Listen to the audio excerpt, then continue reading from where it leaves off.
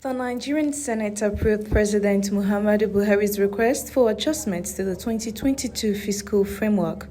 The approval followed the consideration of a report by the Senate Committee on Finance. Chairman of the committee, Senator Adiola Solomon, in his presentation said that the total budget deficit is projected to increase by 965.42 billion naira to 7.35 trillion naira, representing 3.99% of gross domestic product. Accordingly, the chamber approved $73 per barrel as proposed by President Buhari. $73 per barrel be approved. 2. The oil production volume of 1,600,000 per day be approved. Petroleum motor spirit subsidy of 4 trillion be approved. A cut in the provision for federally funded upstream budget by 200 billion naira be approved. An increase in the federal government independent revenue by 400 billion naira be approved. An additional provision of 182.45 billion to cater for the needs of the Nigerian police force be approved.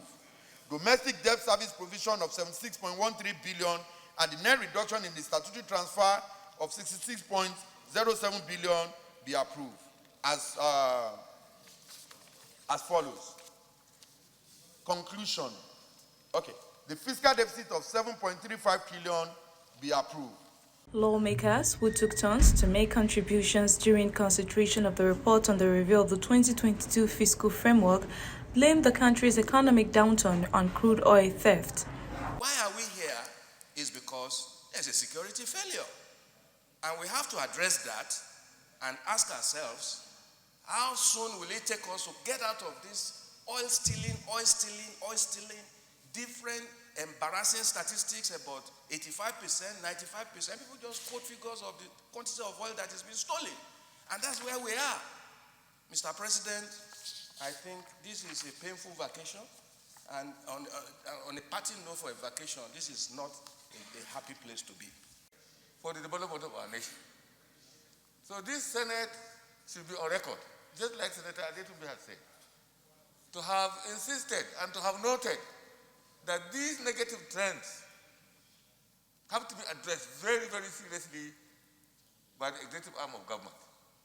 I am pained.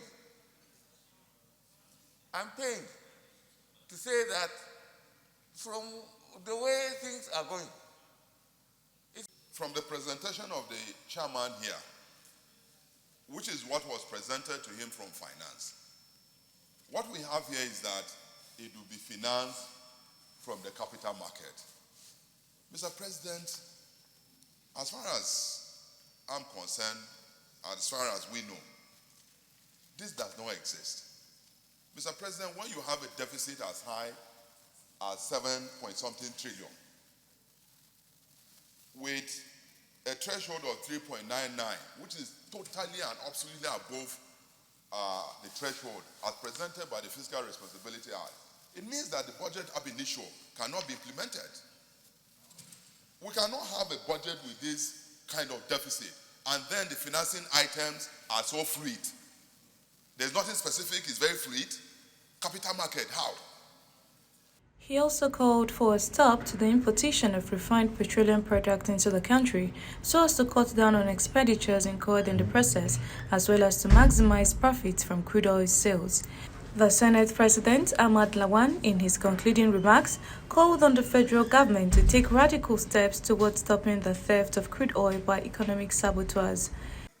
Very germane and critical issues have been raised, especially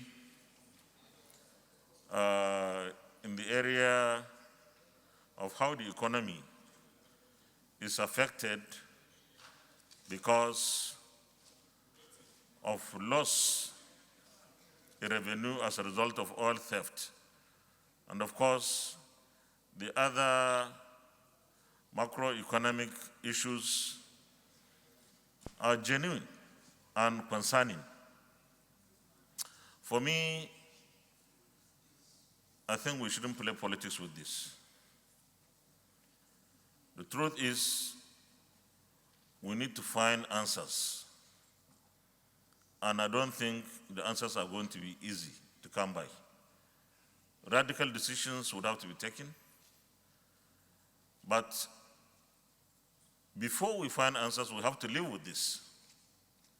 But we have to be as fast as possible in looking for answers.